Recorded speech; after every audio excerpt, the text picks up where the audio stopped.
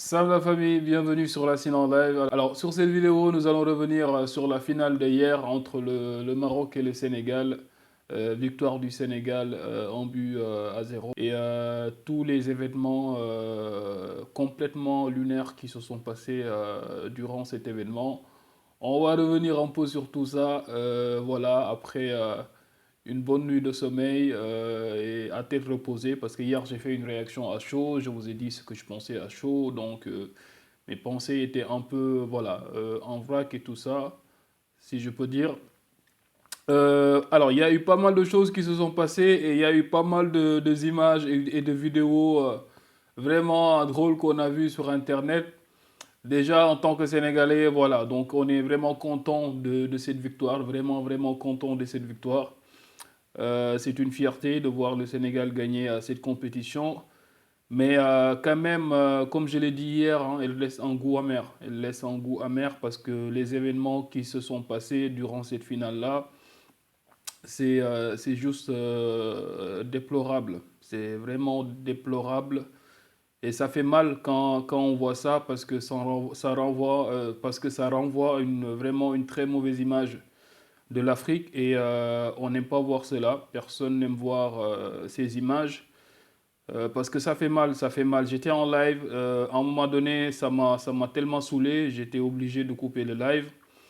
D'ailleurs, voilà, donc n'oubliez pas de vous abonner sur la chaîne. On fait des lives, des matchs Sénégal, de pas mal de choses, Barça et tout ça. Si vous êtes intéressé, abonnez-vous à la chaîne. Donc je disais que voilà, j'ai été obligé de couper le live parce que voilà, ce que je voyais, ça me dégoûtait. Je me suis dit, wesh, je ne vais pas rester là à regarder ça parce que j'ai plus envie. Du coup, aujourd'hui, on a vu qu'il y a eu un communiqué voilà, de la FIFA ou bien qui vient de Gianni Infantino qui demande à la CAF de punir ou bien de sanctionner voilà, la Fédération sénégalaise de football. Derrière cela aussi, il y a eu la Fédération royale marocaine de football aussi qui a fait un communiqué qui demande des sanctions de la CAF. Eh bien, après, sur ce qui s'est passé, on a tous vu hein, les vidéos qui circulent sur Internet. Il y a des informations qui sont sorties après cela. Il y a la déclaration de Ismaël Jacobs. Il y a le fait que les joueurs sénégalais, ils ont dit que parce que c'est un concours de circonstances, en fait, ce qui s'est passé hier. Pour le moment, le Sénégal, ils n'ont pas encore communiqué sur tout ça. Ils ont dit que le moment venu, ils vont communiquer, ils vont dire tout ce qui s'est passé. Donc, on a vu le communiqué que la Fédération sénégalaise de football a fait lors de l'arrivée des Lions à Rabat, de l'accueil qu'ils ont eu. Donc, il n'y avait pas de sécurité et tout ça, tout le monde l'a vu déjà. Derrière le problème d'hôtel, la billetterie et pas mal de voilà des questions qu'ils ont soulevées. Donc tout simplement, ces questions-là ont été réglées par ailleurs. Après, ils ont dit pas mal de choses qui se sont passées et on a eu des informations que Crépin Diatta était malade juste avant la finale. On ne sait pas les conditions parce qu'il allait bien jusqu'à son arrivée à Rabat. On a entendu comme quoi qu'il y a eu des joueurs qui ont été intoxiqués, des informations à confirmer parce qu'ils ont dit que on a vu des images lors de l'échauffement de l'équipe nationale. Les gars se sont regroupés pour Ousseynou Nia, ils l'ont sorti, ils l'ont tenu comme ça parce qu'ils ne pouvaient même plus se tenir debout. Pam Matar Sarr aussi, c'était pareil. Donc trois joueurs qui ont été intoxiqués. Après, qu'est-ce qui s'est passé? Est-ce que qui les a intoxiqués? Dans quelles conditions ces choses-là sont passées? Pour le moment, ce sont juste des informations qu'on a comme ça. Donc il n'y a rien de clair sur ces affirmations-là. On entend juste des choses à droite, à gauche. On en parle parce que moi, je veux juste faire une analyse logique des choses parce que je suis sénégalais. On est sénégalais et il y a certaines choses, quand on les voit arriver, ça nous fait mal. Parce que en tant que Sénégalais, je pense que, comme on l'a toujours dit, hein, entre Sénégalais et Marocains, on est deux peuples frères. Et on ne veut pas que, aujourd'hui, cet événement-là, aujourd'hui, vienne entacher une relation, pour moi, qui date de vraiment longtemps. Et ce serait vraiment dommage et dommageable. Parce que pour moi, ça n'en vaut pas la peine. Franchement, ça n'en vaut vraiment pas la peine. Parce que ce n'est que du football. Je vais encore le répéter, ce n'est que du football. Ça reste que du football, c'est du divertissement. Même s'il y a des enjeux économiques et tout ça, ça, je vais en revenir sur ce que je pense de la CAF, de l'organisation et tout ça. On veut que cette relation reste comme elle est, qu'elle soit comme... voilà, donc aujourd'hui on a gagné, les Marocains doivent nous féliciter. Donc d'ailleurs il y a pas mal de personnes aujourd'hui que je connais qui m'ont félicité de la victoire. Et qu'on soit comme on était avant, parce que ce n'est que du football. Ça restera que du football, ce n'est que du divertissement. Je n'arrête pas de le dire. Il y a pas mal de pays qui ont organisé une compétition chez eux qui l'ont perdu. Il y a pas mal de pays qui ont organisé une Coupe du Monde, qui ont investi des milliards et qui ont perdu cette compétition. Ce n'est pas aujourd'hui qu'un pays organisateur a déjà perdu une compétition. C'est déjà arrivé dans l'histoire. Donc après, ce qui est dommageable, ce sont juste les événements qui se sont passés. Et ça, c'est vraiment, vraiment dommage. Donc il y a des choses à condamner. Donc, pour revenir sur ce que j'étais en train de dire, l'équipe nationale, ils ont dit qu'ils vont communiquer parce que pour moi, la réaction de l'équipe nationale, pour moi, ça va être un concours de circonstances qu'ils ont réagi. Nous tous, on a vu ce qui s'est passé sur le match. Donc, la question du penalty, est-ce que c'est un penalty? Est-ce que c'est pas un penalty? Je vais vous partager mon écran parce que, alors, après avoir revu les images, parce que hier, comme je vous ai dit à chaud, je vous disais que voilà, sur cette action-là, pour moi, c'est pas penalty. Je partais du principe que voilà, sur ce contact-là, regardez en fait, regardez ici. Ici, c'est un peu plus tard parce que au début de l'action, Brahim Diaz El Hadji Malick Diouf, plutôt, il met sa main sur l'épaule de Brahim Diaz. Et moi, ce que je me dis, c'est que des contacts comme ça dans le football, dans la surface de réparation, pendant un corner, il y en a plein. On a vu même des contacts plus sérieux que ça, donc plus virils que cela. Et les arbitres ne l'ont pas sifflé.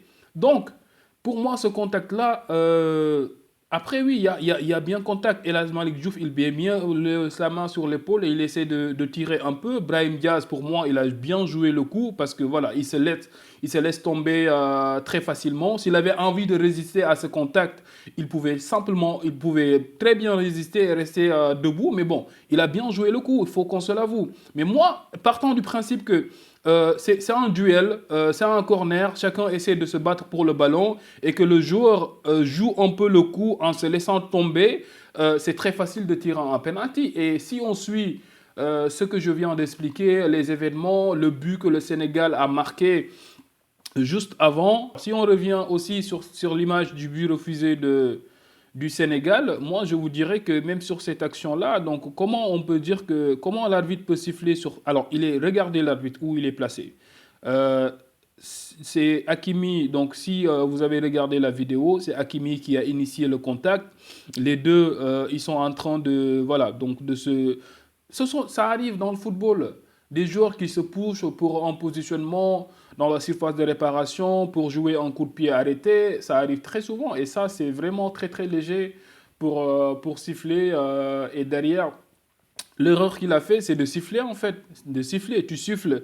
Ça te permet plus de revenir sur l'action pour pouvoir, voilà, donc pour que alors ça te permet plus de revenir sur l'action pour que la VAR puisse intervenir. C'est dommage. Et c'est ça qui a, pour moi, avec l'enchaînement des actions et tout ça, et les Sénégalais, ils disent qu'ils vont parler des choses qui se sont passées.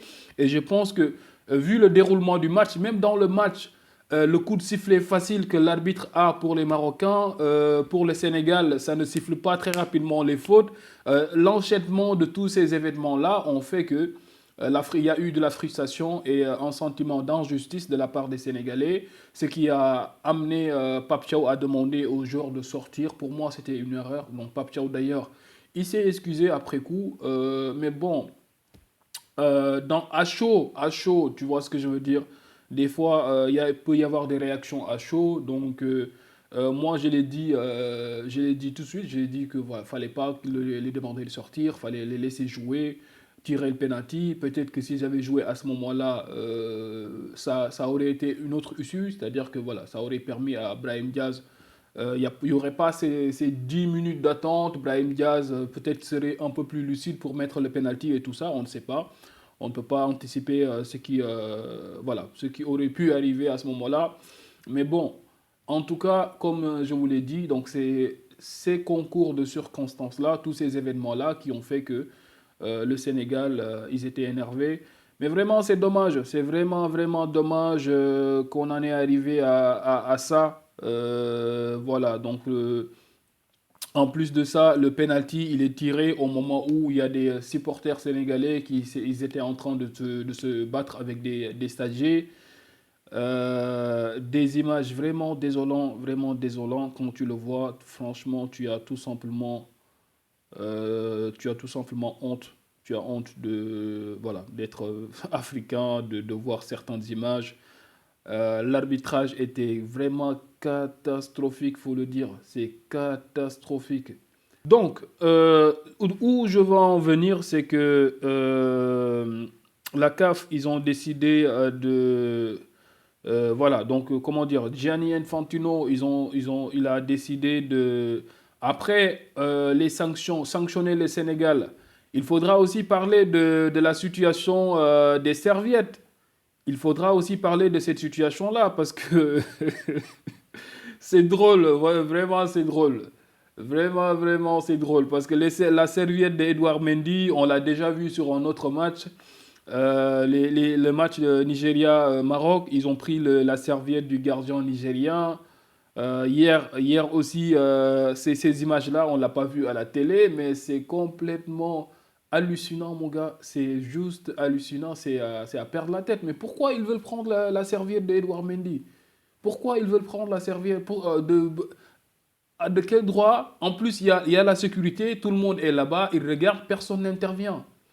Et Gianni Infantino, il se permet de, voilà, de dire à voix haute qu'il veut comment dire, que la CAF sanctionne le Sénégal sans pour autant, avant de faire des déclarations comme ça. Donc, attends d'abord de faire des enquêtes, attends d'abord, laisse les instances faire leur boulot. T'as pas besoin de sortir, de faire des déclarations comme celui-là. Pour même toi-même prouver que tu es mécontent. Bah oui, tu peux être mécontent, tu peux blâmer les événements qui se sont passés et tout ça. Ça, je peux le comprendre. Tu fais une déclaration, tu condamnes ce qui s'est passé et tout ça. Mais de là à demander que la CAF sanctionne le Sénégal, pour moi, c'était pas nécessaire. C'est pas du tout nécessaire. Parce que en tant que quelqu'un qui gère un organisme comme la FIFA, avant d'être si radical sur ta déclaration, pour moi, il faudrait avoir tous les faits. Mais sortir dire que carrément que la CAF doit sanctionner le Sénégal alors que vous n'avez pas encore enquêté, vous n'avez pas encore tous les faits, pour moi, c'est un peu over the top. Mais bon, après ça, c'est mon avis. Euh, alors, je voudrais revenir sur le match en tant que tel avant de finir cette vidéo. Parce que voilà, les événements extra-sportifs, c'est bien beau, mais bon, le match en tant que tel, c'était un bon match. Jusqu'à la 95e minute, l'arbitre vient nous gâcher la fête, vraiment. Mais c'était un bon match, c'était un très très bon match qui est rythmé. Donc, première mi-temps qui a été un peu légèrement dominé, bah, pas légèrement, donc dominé carrément par le Sénégal. On a eu plus d'occasions. La première mi-temps, je pense que le Maroc n'a même pas cadré les frappes. Ils ont eu genre 3 ou 4 frappes, quelque chose comme ça. Ils n'ont pas cadré. Le Sénégal en a eu plus. On a cadré tous nos frappes. Pas tout, mais bon, on a cadré plus de frappes parce que le Maroc voilà, n'a pas eu de tir cadré en première mi-temps.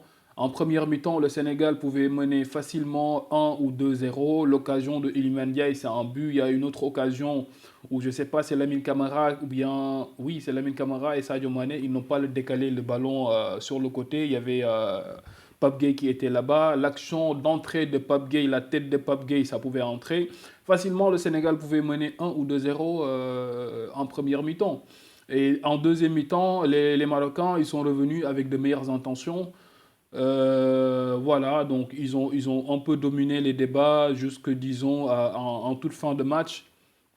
Le Sénégal a relevé un peu la tête et a eu des occasions, l'occasion de Ibrahim Mbaye et tout ça. Donc, les Marocains ils n'ont pas fait un mauvais match, mais à l'image de ce qu'ils ont fait en quart de finale et en demi-finale, je dirais que ce match-là, le Sénégal l'a plutôt dominé. Si vous voulez mon avis, le Sénégal a plutôt dominé ce match-là, donc jusqu'aux événements qui sont arrivés, qui viennent complètement gâcher la fête parce que c'était un bon match, même s'il n'y avait pas de but. C'était animé, il y avait du rythme, il y avait des occasions, c'était un match plaisant à regarder. Voilà, mais bon, donc en tout cas, c'est vraiment dommage parce que l'organisation de la CAN, aujourd'hui, le Maroc, vraiment, sur les questions, voilà, donc le Maroc a relevé les défis, donc si on se dit la vérité, le Maroc a vraiment relevé le défi, les infrastructures, l'accueil, l'organisation, tout était top au nickel. Donc ça, il faut le dire et il faut féliciter les frères marocains pour le travail qui a été effectué, notamment la Fédération marocaine de football avec Fouzi Lekja à la tête. Il faut féliciter les frères marocains parce que c'est pas facile. On connaît les problèmes en Afrique parce que ces questions-là, parce qu'aujourd'hui tout le monde est en train de parler de théorie de complot, si c'est avéré, l'arbitrage, ça a toujours été un problème en Afrique, ça tout le monde le sait. Tout le monde sait que l'arbitrage, ça a toujours été un problème. On a toujours eu des problèmes au niveau de l'arbitrage. Ça ne date pas d'aujourd'hui. Effectivement, il y a des choses qu'on a vues lors de cette CAN-là. Certains voilà, ont essayé d'exacerber un peu certaines choses, mais bon, c'est pas la première fois qu'on voit les problèmes d'arbitrage. Aujourd'hui, la CAF, ils sont en train de nous forcer une CAN sur 4 ans, alors que les problèmes qu'on doit régler, qui sont là depuis toujours, ce sont les problèmes non seulement de l'arbitrage, les problèmes de mauvaise gestion, les problèmes d'infrastructure. Aujourd'hui, le Maroc a été au top au niveau des infrastructures et de l'organisation. Personne n'a parlé de problèmes d'infrastructure ou bien de problèmes de pelouse ou tout ça. Ils ont été à la hauteur. Donc, il faut les féliciter sur ça. L'organisation a été au top. Je dirais jusqu'à la fin, la fête, elle était belle. Et aujourd'hui, cette situation-là vient complètement nous gâcher la fête, ce qui est vraiment dommage, ce qui fait très très mal. Après, c'est le football. Mais comme je dis, entre Marocains et Sénégalais, on est des frères. Donc, il y a des choses qu'on a vues sur les réseaux sociaux. Il faudra quand même essayer de préserver ces relations parce que ce n'est que du football et que ça restera que du football. Donc, après ça, on reste des frères et ça, rien ne pourra le changer. On espère en tout cas. Et voilà, donc c'est ce que j'avais à dire. C'est ce que j'avais à dire après coup. Voilà, c'est tout les gars. C'est Racine en live. N'hésitez pas à vous abonner, à liker pour ne pas manquer les prochaines vidéos. It's your boy and I'm out.